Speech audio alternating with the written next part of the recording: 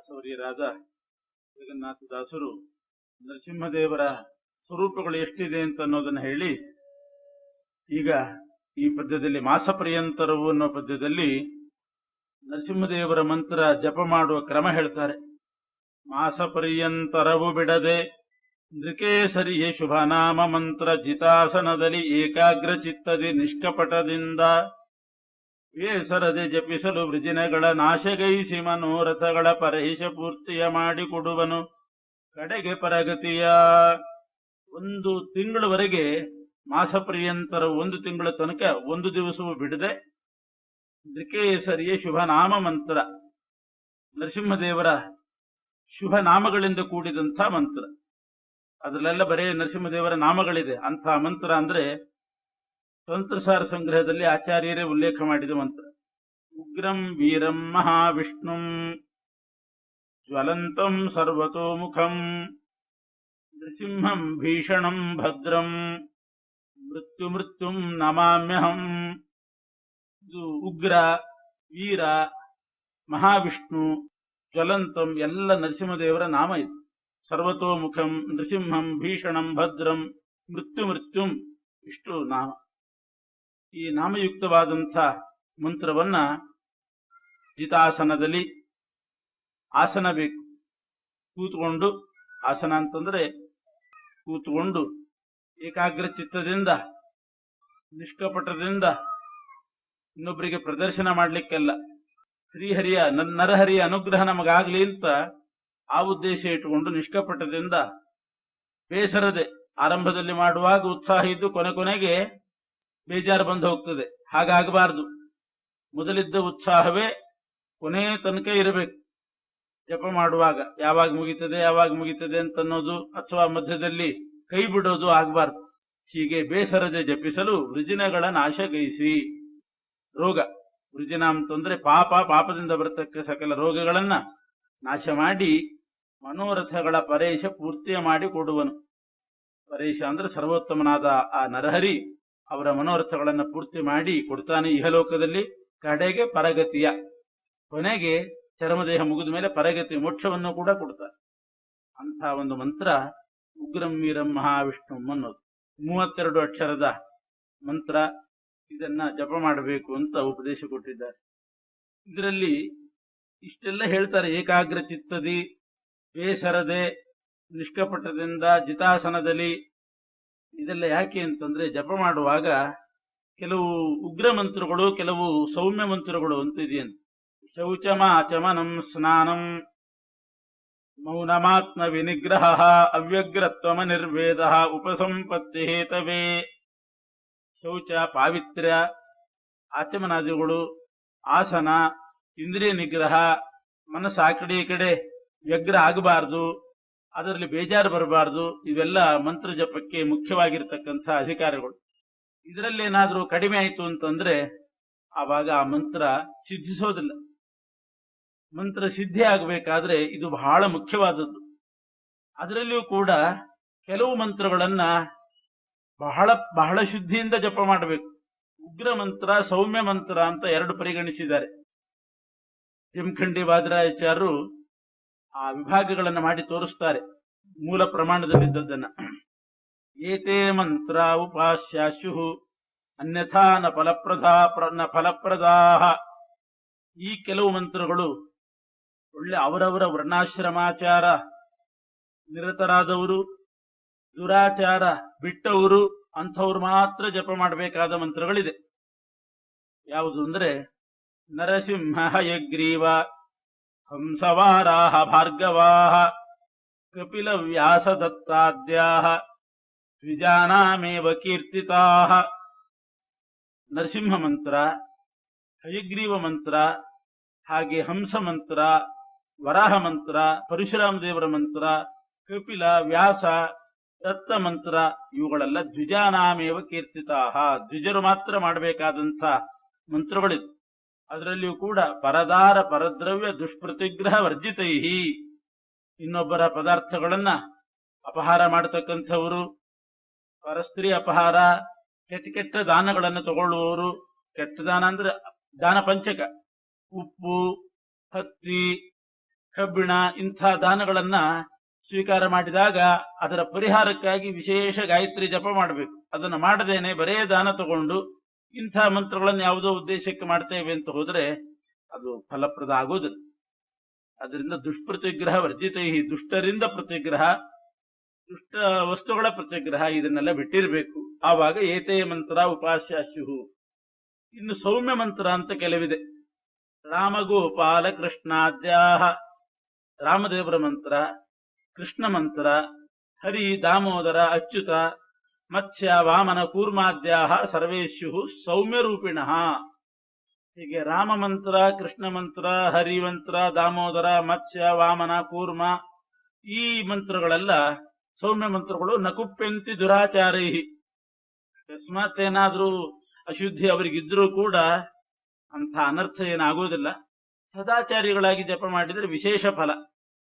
ಈ ನರಸಿಂಹ, ವರಾಹ, ಹಯಗ್ರೀವ, ಪರಶುರಾಮ ಮಂತ್ರ, ಕಪಿಲ, ದತ್ತ, ವ್ಯಾಸ ಈ ಮಂತ್ರಗಳನ್ನು ಮಾತ್ರ ಬಹಳ ಶುದ್ಧಿಯಿಂದ ಏಕಾಗ್ರ ಚಿತ್ತದಿಂದ ಶುದ್ಧರಾಗಿ ಜಪ ಮಾಡಬೇಕು. ಇದು ನರಸಿಂಹ ಮಂತ್ರ ಆದ್ದರಿಂದ ದಾಸರು ಹೇಳುವಾಗ ಇದಕ್ಕೆ ವಿಶೇಷವಾಗಿ ಹೇಳಿದ್ದಾರೆ. ನೃಕೇಸರಿಯ ಶುಭನಾಮ ಮಂತ್ರ ಜಿತಾಸನದಲ್ಲಿ ಏಕಾಗ್ರ ಚಿತ್ತದಿ ನಿಷ್ಕಪಟದಿಂದ ಅಂತಂದಾಗ ಸಕಲ ದುರಾಚಾರಗಳನ್ನು ಪರಿತ್ಯಾಗ ಮಾಡಬೇಕು ಅನ್ನೋದು ಬಂದೋಯ್ತು. ಹೀಗೆ ಮಾಡಿದ್ರೆ ಆ ಮಂತ್ರ ಫಲ ಕೊಡ್ತದೆ ಅಂತ. ಇದು ಘೋರ ಮಂತ್ರದಲ್ಲಿ ಸೇರಿದೆ ನರಸಿಂಹ ಮಂತ್ರ. ರಾಮಕೃಷ್ಣಾದಿಗಳೆಲ್ಲ ಸದಾಚಾರೈ ಫಲಾಧಿಕಂ ನಕುಪ್ಯಂತಿ ದುರಾಚಾರೈ. ಅಕಸ್ಮಾತ್ ದುರಾಚಾರಿಗಳಾಗಿ ಜಪ ಮಾಡಿದ್ರು ಕೋಪ ಏನಾಗುವುದಿಲ್ಲ, ದೇವರಿಗೆ ಅನರ್ಥ ಆಗುವುದಿಲ್ಲ. ಹೀಗೆ ಮಂತ್ರಗಳು ಹೇಗೆ ಸಾಲಿಗ್ರಾಮಗಳಲ್ಲಿ ಇದು ಘೋರ ಸಾಲಿಗ್ರಾಮ, ಸೌಮ್ಯ ಸಾಲಿಗ್ರಾಮ ಅಂತ ಇದೆ. ಕೆಲವರು ಪೂಜೆ ಮಾಡಬಾರದು, ಮೂರ್ತಿಗಳು ಮುಷ್ಟಿಗ್ರಾಹ್ಯವಾಗಿರ್ಬೇಕು ಮನೆಯಲ್ಲಿ ಪೂಜೆ ಮಾಡಲಿಕ್ಕೆ, ಹೀಗೆಲ್ಲ ನಿಯಮ ಇದೆಯೋ ಅದರಂತೆ ಮಂತ್ರಗಳಲ್ಲಿಯೂ ಕೂಡ ಇಂಥ ನಿಯಮವನ್ನ ಮಾಡಿದ್ದಾರೆ. ಅದಕ್ಕೆ ದಾಸರು ವಿಶೇಷವಾಗಿ ಇಂಥ ನಿಯಮದಿಂದ ಮಾಡ್ರಿ ಅಂತ. ಮುಂದಿನ ಪದ್ಯದಲ್ಲಿ ನಮ್ಮ ಮನುಷ್ಯರಿಗಿರ್ತಕ್ಕಂಥ 100 ವರ್ಷಗಳಲ್ಲಿ ಎಷ್ಟೆಷ್ಟು ವರ್ಷ ಯಾವ್ಯಾವ ಭಗವದ್ ರೂಪ ಚಿಂತನೆ ಮಾಡಬೇಕು ಅನ್ನೋ ವಿಚಾರವನ್ನು ಹೇಳ್ತಾ ಇದ್ದಾರೆ. ಚತುರಮೂರ್ತ್ಯಾತ್ಮಕ ಹರಿಯು ತ್ರಿಪುರಿ ಬ್ರಹ್ಮನೊಳು ಮಾರುತನೊಳಿಪ್ಪತ್ತೇಳು ರೂಪದೊಳಿಪ್ಪ ಪ್ರದ್ಯುಮ್ನ ಸುತರೊಳಿಪ್ಪತ್ತೈದು 18 ತುಳ ರೂಪಗಳರಿತು ವತ್ಸರ ಶತಗಳಲ್ಲಿ ಪೂಜಿಸುತ್ತಲಿರು ಚತುರಾತ್ಮಕನ ಪದವ. ಚತುರ್ರೂಪಿಯಾಗಿರ್ತಕ್ಕಂಥ ಪರಮಾತ್ಮ. ಚತುರಾತ್ಮಕ ಅಂದ್ರೆ ಚತುರ್ವ್ಯೂಹ ಅಂದ್ರೆ ಅನಿರುದ್ಧ, ಪ್ರದ್ಯುಮ್ನ, ಸಂಕರ್ಷಣ, ವಾಸುದೇವ. ಈ ಚತುರಾತ್ಮಕ ಪರಮಾತ್ಮನ ಪಾದವನ್ನ 100 ವರ್ಷಗಳಲ್ಲಿ, ಮನುಷ್ಯನ ಆಯುಷ್ಯ 100, ಅದು ಕಲಿಯುಗದ ಆಯುರ್ಮಾನ 100 ವರ್ಷ. ಶತಾಯುರ್ವೈ ಪುರುಷ. ಆ 100 ವರ್ಷಗಳಲ್ಲಿ ಈ 4 ರೂಪಗಳನ್ನು ಚಿಂತನೆ ಮಾಡಬೇಕು. ಎಷ್ಟೆಷ್ಟು ವರ್ಷಗಳವರೆಗೆ ಯಾವ್ಯಾವ ರೂಪ ಅನ್ನೋ ಲೆಕ್ಕವನ್ನು ಕೊಡ್ತಾರೆ. ಚತುರಮೂರ್ತ್ಯಾತ್ಮಕ ಹರಿಯು 30 ಸ್ವರೂಪದಿ ಬ್ರಹ್ಮನೋಳು, 30 ರೂಪದಿಂದ ಚತುರ್ಮುಖ ಬ್ರಹ್ಮದೇವರಲ್ಲಿ ಪರಮಾತ್ಮ ಇದ್ದಾನೆ. ಮಾರುತನೋಳು 27 ರೂಪದೊಳಿಪ್ಪ. ವಾಯುದೇವರಲ್ಲಿ ಪರಮಾತ್ಮನ ರೂಪ 27 ರೂಪ. 30 ರೂಪದಿಂದ ಬ್ರಹ್ಮದೇವರಲ್ಲಿ, 27 ರೂಪದಿಂದ ವಾಯುದೇವರಲ್ಲಿ. ಪ್ರದ್ಯುಮ್ನ ಸುತರೊಳು 25, 18. ಪ್ರದ್ಯುಮ್ನ ಸುತರೊಳು 25, 18 ಅಂತಂದ್ರೆ ಪ್ರದ್ಯುಮ್ನ ಸುತರು ಅಂತಂದ್ರೆ ಸ್ತ್ರೀಲಿಂಗ ಇಟ್ಕೊಳ್ಬೇಕು. ಸರಸ್ವತೀ ದೇವಿ ಮತ್ತು ಭಾರತೀ ದೇವಿಯರು ಪ್ರದ್ಯುಮ್ನ ರೂಪಿ ಪರಮಾತ್ಮನಿಂದ ಹುಟ್ಟಿದ್ರು ಅಂತ ಬರ್ತದೆ ಪುರಾಣದಲ್ಲಿ. ಆದ್ರಿಂದ ಪ್ರದ್ಯುಮ್ನ ಸುತರೊಳು ಅಂತಂದ್ರೆ ಸರಸ್ವತಿ ಮತ್ತು ಭಾರತೀ ದೇವಿಯರಲ್ಲಿ 25 ಮತ್ತು 18 ರೂಪಗಳಿಂದ ಪರಮಾತ್ಮ ನೆಲೆಸಿದ್ದಾನೆ. ಸರಸ್ವತಿಯಲ್ಲಿ 25, ಭಾರತೀ ದೇವಿಯರಲ್ಲಿ 18, ಒಟ್ಟು ಸೇರಿಸಿದರೆ 100 ಆಗ್ತದೆ. ಬ್ರಹ್ಮದೇವರಲ್ಲಿ 30, ವಾಯುದೇವರಲ್ಲಿ 27, ಸರಸ್ವತಿಯಲ್ಲಿ 25, ಭಾರತೀ ದೇವಿಯರಲ್ಲಿ 18 ರೂಪದಿಂದ ಇದ್ದಾನೆ. ಆಯಾ ವರ್ಷಗಳ ತನಕ ಆ ಭಗವದ್ ರೂಪಗಳನ್ನು ಚಿಂತನೆ ಮಾಡಬೇಕಂತ. ಅದು ಹೇಗೆ ಅಂದ್ರೆ, ಈಗ ಬ್ರಹ್ಮನಲ್ಲಿ 30 ರೂಪದಿಂದ ಇದ್ದಾನೆ ಪರಮಾತ್ಮ, ಅನಿರುದ್ಧ ರೂಪ ಅಂತ ಇಟ್ಕೊಳ್ಬೇಕು. ಚತುರ್ಮುಖ ಬ್ರಹ್ಮದೇವರಲ್ಲಿ ಅನಿರುದ್ಧ ರೂಪಿ ಪರಮಾತ್ಮ 30 ರೂಪ ಧರಿಸಿದ್ದಾನೆ. ವಾಯುದೇವರಲ್ಲಿ ಪ್ರದ್ಯುಮ್ನ 27 ರೂಪ ಧರಿಸಿ ನೆಲೆಸಿದ್ದಾನೆ. ಸರಸ್ವತೀ ದೇವಿಯರಲ್ಲಿ ಸಂಕರ್ಷಣ 25 ರೂಪಗಳನ್ನು ನೆಲೆಸಿದ್ದಾನೆ. ಭಾರತೀ ದೇವಿಯರಲ್ಲಿ ವಾಸುದೇವ 18 ರೂಪದಿಂದ ಇದ್ದಾನೆ. ಚಿಂತನೆ ಮಾಡುವಾಗ ಮೊದಲು 18 ರೂಪ ಆರೋಹಣ ಕ್ರಮದಲ್ಲಿ ಹೋಗಬೇಕು. ಮೊದಲು 18 ವರ್ಷಗಳವರೆಗೆ ಭಾರತೀ ದೇವಿ ನಮ್ಮ ಸಂವತ್ಸರಗಳಿಗೆ ನಿಯಾಮಕಳಾಗಿದ್ದಾಳೆ ಭಾರತೀ ದೇವಿಯಲ್ಲಿ ವಾಸುದೇವ ರೂಪಿ ಪರಮಾತ್ಮ. 25 ವರ್ಷಗಳು ಮುಂದಿನ 25 ವರ್ಷಗಳಲ್ಲಿ ಸರಸ್ವತೀ ದೇವಿಯಲ್ಲಿ ಸಂಕರ್ಷಣ ರೂಪಿ ಪರಮಾತ್ಮ ಇದ್ದಾನೆ, 25 ವರ್ಷಕ್ಕೆ ನಿಯಾಮಕನಾಗಿದ್ದಾನೆ. ಅನಂತರ 27 ವರ್ಷಗಳಲ್ಲಿ ವಾಯುದೇವರಲ್ಲಿದ್ದುಕೊಂಡು ಪ್ರದ್ಯುಮ್ನ ರೂಪ ನಿಯಾಮಕ, 30 ವರ್ಷಗಳಲ್ಲಿ ಕೊನೆಗೆ ಚತುರ್ಮುಖ ಬ್ರಹ್ಮದೇವರಲ್ಲಿ ಅನಿರುದ್ಧ ರೂಪಿ ಪರಮಾತ್ಮ ನಿಯಾಮಕ. ಭಾರತಿ, ಸರಸ್ವತಿ, ವಾಯು, ಬ್ರಹ್ಮ 100 ವರ್ಷಗಳಿಗೆ ಕ್ರಮವಾಗಿ ಆರೋಹಣ ಕ್ರಮದಿಂದ 18, 25, 27, 30 ಈ ರೀತಿ ನಿಯಾಮಕರಾಗಿದ್ದಾರೆ. ಅವರಲ್ಲಿ ವಾಸುದೇವ ಸಂಕರ್ಷಣ ಪ್ರದ್ಯುಮ್ನ ಅನಿರುದ್ಧ ರೂಪ ನೆಲೆಸಿದೆ ಅಂತ ಭಾವಿಸಬೇಕು. 100 ವರ್ಷಕ್ಕೆ ದಿವಸ 36,000 ವಹವು ನಾಡಿ ಶರೀರದೊಳಗಿನ ತಿಹವು ಸ್ತ್ರೀಪುಂ ಭೇದದಲ್ಲಿ ಹರಿಯ ಈರಧಿಕ 70,000 ಮೂರ್ತಿಗಳನ್ನೇ ನೆನೆದು ಸರ್ವಾಧಾರಕನ ಸರ್ವತ್ರ ಪೂಜಿಸು ಪೂರ್ಣನೆಂದರಿದು. ಪ್ರತಿಯೊಬ್ಬ ಮನುಷ್ಯನ 100 ವರ್ಷಕ್ಕೆ ಸ್ಥೂಲವಾಗಿ ಹೇಳಿದ್ರು 18, 25, 27, 30 ವರ್ಷಗಳನ್ನು ವಿಭಾಗ ಮಾಡಿ ಪರಮಾತ್ಮನ ಚಿಂತನೆ ಮಾಡೋ ಕ್ರಮ ಹೇಳಿದ್ರು. ಇನ್ನು ದಿವಸಗಳೆಷ್ಟು 100 ವರ್ಷಕ್ಕೆ? 100 ವರ್ಷಕ್ಕೆ ದಿವಸ 36,000 ವಹವು. 100 ವರ್ಷಕ್ಕೆ 36,000 ದಿನ ಆಗ್ತದೆ. ನಾಡಿ ಶರೀರದೊಳಗೆ ಇನಿತಿಹವು. ಅದೇ ರೀತಿ ನಾಡಿಗಳು ಕೂಡ ಶರೀರದಲ್ಲಿ ಅಷ್ಟೇ ಸಂಖ್ಯೆಯಲ್ಲಿದ್ದಾರೆ. ಕಲಿಯುಗದ ಮನುಷ್ಯನಿಗೆ ಎಷ್ಟು ದಿವಸಗಳು ಆಯುಷ್ಯ ಇದೆಯೋ ಸ್ಥೂಲವಾಗಿ ಎಲ್ಲರೂ 100 ವರ್ಷ ಅಂತ ಬದುಕ್ತಾರೆ ಅಂತ ಅರ್ಥಲ್ಲ, ಅಂತೂ ನಿಗದಿ ಮಾಡಿರೋದು ಹಾಗೆ. ಅದಕ್ಕೆ ದಿವಸ 36,000 ಅಷ್ಟೇ ನಾಡಿಗಳು ಇದ್ದಾವೆ ದೇಹದಲ್ಲಿ. ನಾಡಿಗಳು ಶರೀರದೊಳಗೆ ಇನಿತಿಹವು ಇಷ್ಟೇ ಸಂಖ್ಯೆಯಲ್ಲಿದ್ದಾವೆ. ಸ್ತ್ರೀ ಪುಂಭೇದದಲ್ಲಿ ಸ್ತ್ರೀ ನಾಡಿ, ಪುಂನಾಡಿ ಅಂತ ಅದಕ್ಕೆ 2 ಹೆಸರು. ಬಲಗಡೆ ಪುಂನಾಡಿ ಅಂದ್ರೆ ಪುರುಷ ನಾಡಿ, ಎಡಗಡೆ ಇರೋದೆಲ್ಲ ಸ್ತ್ರೀ ನಾಡಿ. ಎಡಗಡೆ ಇರೋ ಅಷ್ಟೂ ನಾಡಿಗಳಿಗೆ ಇಡಾ ನಾಡಿ ಅಂತ ಕರೀತಾರೆ, ಒಂದು ಸ್ಥೂಲವಾದ ಹೆಸರು. ಬಲಗಡೆ ಇದ್ದಕ್ಕೆಲ್ಲ ಪಿಂಗಲಾ ನಾಡಿ ಅಂತ ಕರೀತಾರೆ. ಹರಿಯ ಈರಧಿಕ 70,000 ಮೂರ್ತಿಗಳನ್ನೇ ನೆನೆದು. ಈರಧಿಕ 70,000 ಅಂದ್ರೆ 72,000 ಪರಮಾತ್ಮನ ಮೂರ್ತಿಗಳನ್ನ ಸ್ಮರಣೆ ಮಾಡಿ, ಅಷ್ಟು ನಾಡಿಗಳಲ್ಲಿ 72,000ದಿಂದ ನಾಡಿಗಳಲ್ಲಿ 72,000 ರೂಪದಿಂದ ಪರಮಾತ್ಮ ನೆಲೆಸಿದ್ದಾನೆ ಅಂತ ಭಾವಿಸಬೇಕು. ಒಂದೊಂದು ದಿನವೂ ಕೂಡ ಆ ಭಗವದ್ ರೂಪದ ಅಧೀನದಲ್ಲಿ. ನಮಗೆ 36,000 ದಿನ, 36,000 ದಿನಗಳು ಅದು ಯಾರ ಅಧೀನದಲ್ಲಿದೆ? ನಾಡಿ ಒಳಗಿರತಕ್ಕಂಥ 36,000 ಭಗವದ್ ರೂಪ ಏನಿದೆ, ಬಲಗಡೆ ಎಡಗಡೆ, ಬಲಗಡೆ 36,000, ಎಡಗಡೆ 36,000. ಆ 36,000 ನಾಡಿಗತ ಭಗವಂತನ ಅಧೀನದಲ್ಲಿ ನಮ್ಮ 36,000 ದಿನಗಳಿದೆ ಅಂತ. ಆದ್ರಿಂದ ಒಂದೊಂದು ದಿನ ನಮಗೆ ದೊರೀಬೇಕಾದ್ರೆ, ನಮ್ಮ ಒಂದೊಂದು ದಿನ ಸಾರ್ಥಕವಾಗಿ ನಾವು ಕಳೀಬೇಕಾಗಿದ್ರೆ ಆ ನಾಡಿಗತ ಭಗವದ್ ರೂಪದ ಚಿಂತನೆ ಮಾಡಬೇಕು. ನಮ್ಮ ಹಣ ಯಾರ ಹತ್ರ ಇದೆ ಅಂತ ತಿಳ್ಕೊಂಡು ನಾವು ನಮ್ದು ಹಣ ನಮಗೆ ಕೊಡ್ರಿ ಅಂತ ಬ್ಯಾಂಕ್ನಲ್ಲಿ ಕೇಳ್ತೀವಿ. ಹಾಗೆ ನಮ್ಮ ಆಯುಷ್ಯ, ನಮ್ಮ ದಿವಸಗಳು 36,000 ದಿವಸಗಳು ಯಾವ ಭಗವಂತನ ಅಧೀನದಲ್ಲಿದೆ ಅವನನ್ನು ಕೇಳಬೇಕು. ಯಾವ ಭಗವಂತನ ಅಧೀನದಲ್ಲಿದೆ ಅಂತಂದ್ರೆ, ನಮ್ಮ ದೇಹದಲ್ಲಿ ನಾಡಿಯಲ್ಲೇ ಇರತಕ್ಕಂಥ ಪರಮಾತ್ಮನ ಅಧೀನದಲ್ಲಿ ನಮ್ಮ ದಿವಸಗಳಿದೆ. ಅದಕ್ಕೋಸ್ಕರ 36,000 ದಿನ, 36,000 ನಾಡಿ, 36,000 ಭಗವದ್ ರೂಪ. ಈ 36,000 ದಿನ 36,000 ಭಗವದ್ ರೂಪದ ಅಧೀನ. ನಮ್ಮ ಅಕೌಂಟ್ ನಂಬರ್ ಯಾರ ಹತ್ರ ಇರ್ತದೆ ಅವ್ರ ಹತ್ರ ಹೋಗಿ ಕೇಳಬೇಕು, ಯಾವುದ್ಯಾವುದೋ ರೂಪದ ಹತ್ರ ಹೋಗಿ ಕೇಳೋದಲ್ಲ. ಆದ್ರಿಂದ ಆ ಪರಮಾತ್ಮನನ್ನು ಕೇಳಬೇಕು. ಆ ಭಗವಂತನನ್ನು ಕೇಳೋ ಬಗೆ ಹೇಗೆ? ದೇಹದಲ್ಲಿರ್ತಕ್ಕಂಥ 36,000 ನಾಡಿಗಳಲ್ಲಿ 36,000 ಭಗವದ್ ರೂಪ ಇದೆ. ಒಂದೊಂದು ದಿನವನ್ನ ಒಂದೊಂದು ರೂಪ ನಿಯಂತ್ರಣ ಮಾಡ್ತಕ್ಕಂಥದ್ದು. ಅವನ ಹತ್ರ ಕೇಳೋ ಬಗೆ ಹೇಗೆ? ಅವನ ಹೆಸರೇ ಗೊತ್ತಿಲ್ಲ ನಮ್ಗೆ. ಅದಕ್ಕೆ ಬೃಹತಿ ಸಹಸ್ರ ಅಂತಿರೋದು ಅದೇ. ಬೃಹತಿ ಎಂಬ ಸುನಾಮದಿಂ ಕರೆಸಿ ಅಂತ ಹಿಂದೆ ಬೃಹತಿ ಸಹಸ್ರ. 1000 ವೇದ ಮಂತ್ರಗಳಿದೆ.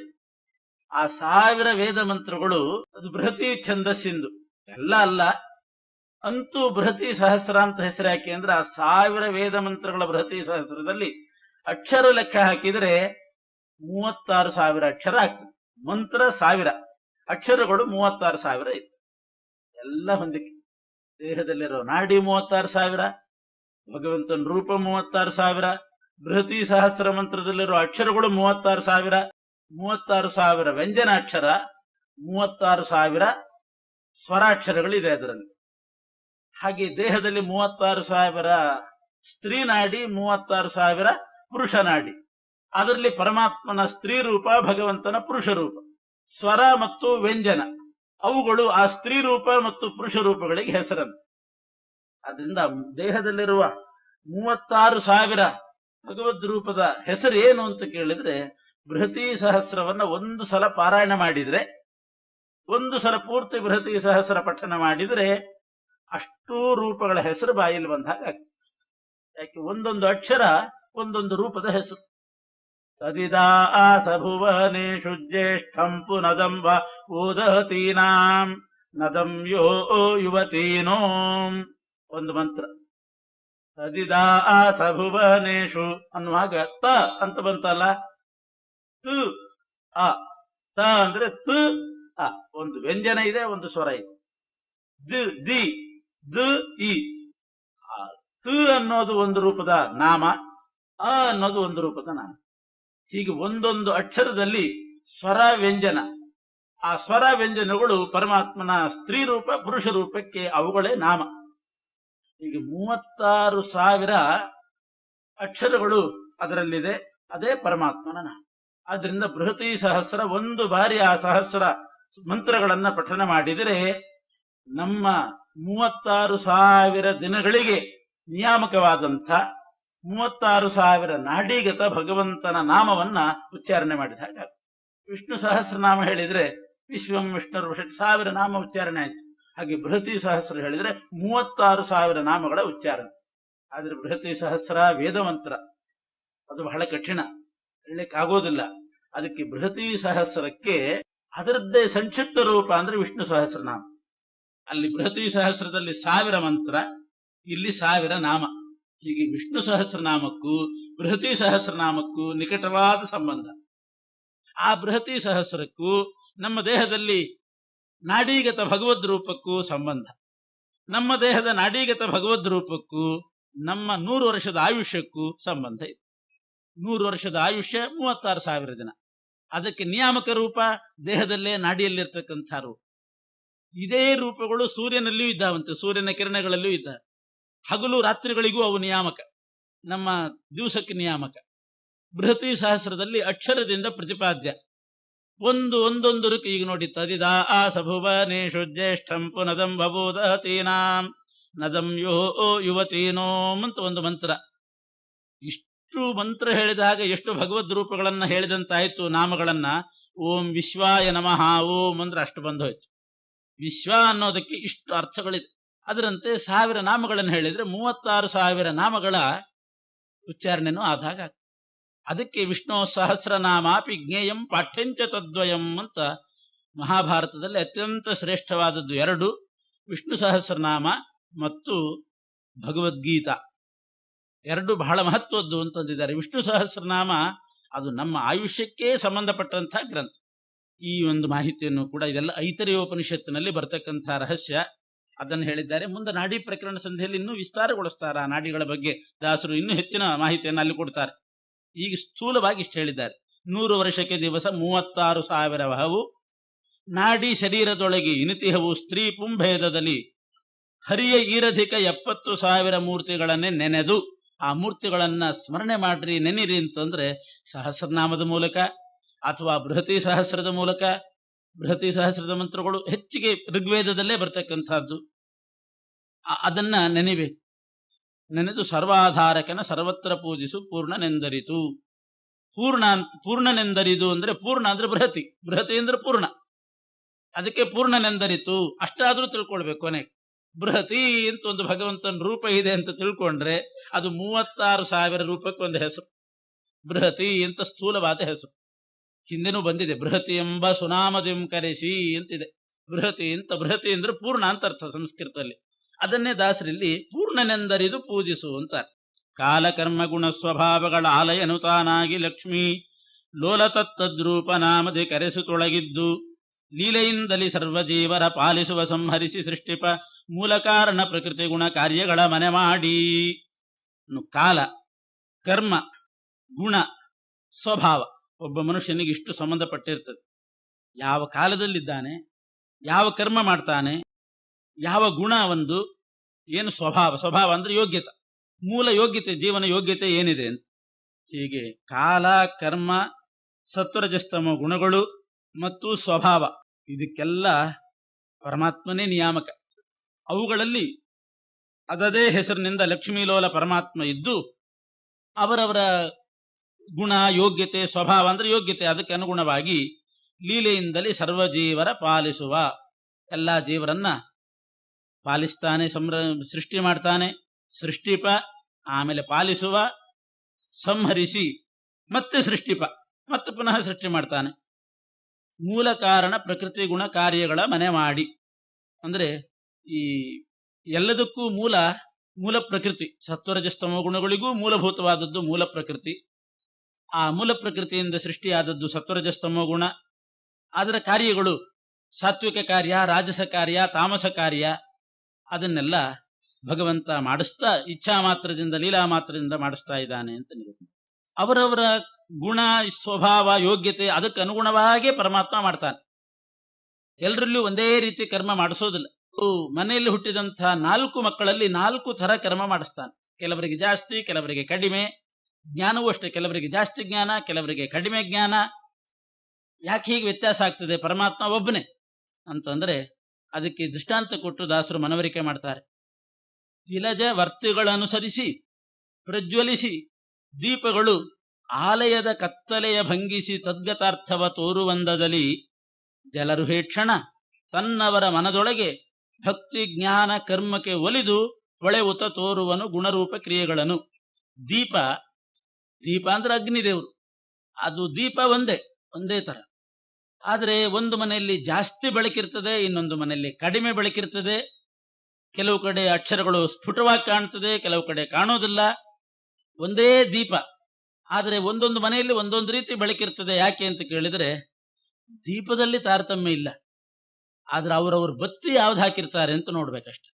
ಒಂದೇ ಎಳೆ ಬತ್ತಿ ಹಾಕಿದ್ರೆ ಸಣ್ಣ ಉರಿತದೆ ದೀಪ. ಅದೇ ಕಡ್ಡಿ ಕೊರದೆ ಹಚ್ಚೋದು, ಅದೇ ಕಡ್ಡಿ ಕೊರದು ಹಚ್ಚಿದ್ರು ಆ ದೀಪ ಸಣ್ಣದಾಗಿ ಉರಿತಾ ಇರ್ತದೆ, ಹೆಚ್ಚು ಬೆಳಕು ಬರೋದಿಲ್ಲ. ಯಾಕೆ ಅಂತಂದ್ರೆ ಒಂದೇ ಬತ್ತಿ ಹಾಕಿದ್ದಾರೆ. ಅಥವಾ ಎಣ್ಣೆ ಸರಿಯಾಗಿ ಹಾಕಿಲ್ಲ, ಸ್ವಲ್ಪ ಎಣ್ಣೆ ಹಾಕಿರ್ತಾರೆ, ಅವಾಗ ದೀಪ ಸಣ್ಣದಾಗಿರ್ತದೆ. ದೊಡ್ಡದಾಗಿ ದೀಪ ಬರಬೇಕು, ಜಾಸ್ತಿ ಪ್ರಕಾಶ ಬರಬೇಕು ಅಂತಂದ್ರೆ ಜಾಸ್ತಿ ಬತ್ತಿ ಹಾಕಬೇಕು, ದಪ್ಪನೆ ಬತ್ತಿ ಹಾಕಬೇಕು, ಜಾಸ್ತಿ ಎಣ್ಣೆ ಹಾಕಬೇಕು. ಆವಾಗ ದೀಪ ಚೆನ್ನಾಗಿ ಉರಿತದೆ. ತಿಲಜ ವರ್ತಿಗಳನುಸರಿಸಿ, ತಿಲಜ ಅಂದ್ರೆ ತೈಲ, ಎಣ್ಣೆ. ವರ್ತಿ ಅಂದ್ರೆ ಬತ್ತಿ. ಎಣ್ಣೆ ಮತ್ತು ಬತ್ತಿ ನೋಡಿಕೊಂಡು ಅದಕ್ಕನುಸರಿಸಿ ದೀಪಗಳು ಪ್ರಜ್ವಲಿಸಿ, ದೀಪಗಳು ಉರಿತಾವೆ.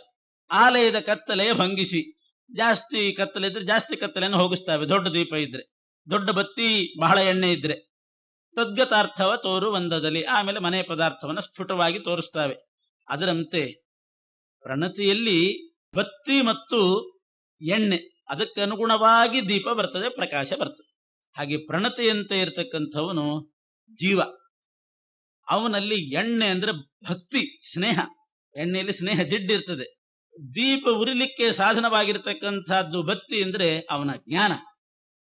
ಪ್ರಣತಿಯಲ್ಲಿ ಬತ್ತಿ ಮತ್ತು ಎಣ್ಣೆ ಎಷ್ಟು ಪ್ರಮಾಣದಲ್ಲಿದೆ ಅಂತ ನೋಡಿಕೊಂಡು ದೀಪ ಉರಿಯುವಂತೆ ಆ ಜೀವನಲ್ಲಿ ಅವನಲ್ಲಿ ಜ್ಞಾನ ಎಷ್ಟಿದೆ, ಭಕ್ತಿ ಎಷ್ಟಿದೆ, ಅದನ್ನೆಲ್ಲ ನೋಡಿಕೊಂಡು ಪರಮಾತ್ಮ ಅಷ್ಟೇ ರೂಪದಿಂದ ಅವರಲ್ಲಿ ಸನ್ನಿಹಿತನಾಗಿ ಅವರ ಕಾರ್ಯ ಮಾಡಿಸ್ತಾನೆ. ಅವ್ರ ಕೈಲಿ ಜಾಸ್ತಿ ಕಾರ್ಯ ಮಾಡಿಸಿದ ಪರಮಾತ್ಮ, ಅದೇ ಪರಮಾತ್ಮನೇ ನನ್ನೊಳಗಿರೋದು. ನೇಹನಾನಾಸ್ತಿ ಕಿಂಚನ, ಪರಮಾತ್ಮನಲ್ಲಿ ಭೇದ ಇಲ್ಲ. ಇವನಲ್ಲಿ ಯಾಕೆ ಜಾಸ್ತಿ ಕೆಲಸ ನಡೀಲಿಲ್ಲ ಅಂತಂದ್ರೆ ಇವನಲ್ಲಿ ಎಣ್ಣೆ ಕಡಿಮೆ ಇದೆ, ಬತ್ತಿ ಕಡಿಮೆ ಇದೆ. ಅಂದ್ರೆ ಅವರವರ ಯೋಗ್ಯತೆ, ಆ ಜ್ಞಾನ ಭಕ್ತಿ ಎಷ್ಟು ಪಡ್ಕೊಂಡಿರ್ತಾರೆ ಅದಕ್ಕೆ ತಕ್ಕ ಹಾಗೆ ಪರಮಾತ್ಮನ ಸನ್ನಿಧಾನ ಬರ್ತದೆ. ಅದರಿಂದ ಜಾಸ್ತಿ ಭಕ್ತಿ ಇದ್ದವರಲ್ಲಿ, ಜಾಸ್ತಿ ಜ್ಞಾನ ಇದ್ದವರಲ್ಲಿ ಪರಮಾತ್ಮ ಹೆಚ್ಚು ಪ್ರಕಾಶಮಾನನಾಗಿರ್ತಾನೆ, ಅವನ ಸಾನ್ನಿಧ್ಯ ಜಾಸ್ತಿ ಇರ್ತದೆ. ಲೋಕದಲ್ಲಿ ಹೇಳೋದುಂಟು, ಆ ಊರಿನಲ್ಲಿ ಒಂದು ಗುಡಿ ಇದೆ, ಬಹಳ ಜಾಗೃತ ಅಂತ. ಅಲ್ಲಿ ಪ್ರಾಣದೇವರು ಬಹಳ ಜಾಗೃತ ಪ್ರಾಣದೇವರು, ಈಗ ಇಲ್ಲಿ ಸುಪ್ತ ಪ್ರಾಣದೇವರ. ಹಾಗಾದ್ರೆ ಅರ್ಥ ಏನು? ಒಂದ್ ಕಡೆ ಜಾಗೃತ, ಒಂದ್ ಕಡೆ ಸುಪ್ತ. ಅಂದ್ರೆ ಸನ್ನಿಧಾನ ಜಾಸ್ತಿ. ಪ್ರತಿಮಾಯಾಂತು ಸಾನ್ನಿಧ್ಯಂ ಅರ್ಚಕಸ್ಯ ತಪೋಬಲಾತ್ ಅಂತ. ಆ ಅರ್ಚಕರು ಎಷ್ಟೆಷ್ಟು ಅದರಲ್ಲಿ ಪೂಜೆ ಮಾಡುವಾಗ ಸಾನ್ನಿಧ್ಯ ಬರೋ ಹಾಗೆ ಮಾಡ್ತಾರೆ. ತಪೋಬಲದಿಂದ ಪರಮಾತ್ಮನ ಸನ್ನಿಧಿ ಹೆಚ್ಚು ಕಡಿಮೆ ಆಗ್ತದೆ. ಅದ್ರದ್ದೆಲ್ಲ ಲೆಕ್ಕ ಮುಂದೆ ಬಹಳ ಚೆನ್ನಾಗಿ ಕೊಡ್ತಾರೆ. ದತ್ತ ಸ್ವಾತಂತ್ರ್ಯ ಸಂಧಿ, ಸ್ವಗತ ಸ್ವಾತಂತ್ರ್ಯ ಸಂಧಿ, ಅಲ್ಲಿ ಆ ಸನ್ನಿಧಿಯ ಲೆಕ್ಕವನ್ನು ಕೂಡ ಕೊಡ್ತಾರೆ ದಾಸರು. ಹಾಗೆ ಸಾನ್ನಿಧ್ಯ ಪ್ರತಿಮೆಯಲ್ಲಿ ಹೇಗೆ ಅರ್ಚಕರ ತಪೋಬಲದಿಂದ ಹೆಚ್ಚು ಕಡಿಮೆ ಜಾಗೃತ ಅಂತ ಹೇಳ್ತೀವಿ, ಇಲ್ಲಿ ಕೆಲವು ಕಡೆ ಏನೂ ಫಲ ಸಿಗೋದಿಲ್ಲ. ಯಾಕೆಂದ್ರೆ ಸಾನ್ನಿಧ್ಯನೇ ಇರೋದಿಲ್ಲ. ಹೆಚ್ಚೆಚ್ಚು ಸಾನ್ನಿಧ್ಯ ಇದ್ದಂತಹ ಪ್ರತಿಮೆಗಳಲ್ಲಿ ಅದ್ಭುತ ಕಾರ್ಯ ನಡೆಸ್ತಾನೆ ಆ ಪರಮಾತ್ಮ ಆ ಪ್ರತಿಮೆ ಇದ್ದಲ್ಲಿ. ಅದರಂತೆ ಮನುಷ್ಯರಲ್ಲಿಯೂ ಕೂಡ ಜ್ಞಾನ, ಭಕ್ತಿ, ಅವರು ಮಾಡತಕ್ಕಂತಹ ಕರ್ಮ ಅದನ್ನೆಲ್ಲ ನೋಡಿ ಪರಮಾತ್ಮನ ಸನ್ನಿಧಿ ಹೆಚ್ಚು ಕಡಿಮೆ ಆಗ್ತದೆ. ಎಂಥ ದೃಷ್ಟಾಂತ ಕೊಟ್ಟಿದ್ದಾರೆ ದಾಸರು.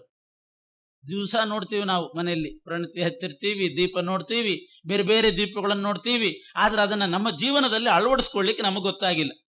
ದಾಸರು ಹೇಳ್ತಾರೆ, ತಿಲಜ ವರ್ತಿಗಳನುಸರಿಸಿ ಪ್ರಜ್ವಲಿಸಿ ದೀಪಗಳು ಆಲಯದ ಕತ್ತಲೆಯ ಭಂಗಿಸಿ ತದ್ಗತಾರ್ಥವ ತೋರುವಂದದಲ್ಲಿ ಜಲರುಹೇಕ್ಷಣ. ಪರಮಾತ್ಮ ಕಮಲದಂತೆ ಕಣ್ಣಿರ್ತಕ್ಕಂಥ ಪರಮಾತ್ಮ ತನ್ನವರ ಮನದೊಳಗೆ ಭಕ್ತಿ, ಜ್ಞಾನ, ಕರ್ಮ ಅದು ಎಣ್ಣೆ ಬತ್ತಿ ಇದ್ದ ಹಾಗೆ ಅದು ಯಾವ ಪ್ರಮಾಣದಲ್ಲಿದೆ ಅಂತ ನೋಡಿ ಒಲಿದು ಕೊಳೆಯುತ್ತ ತೋರುವನು ಗುಣರೂಪ ಕ್ರಿಯೆಗಳನ್ನು.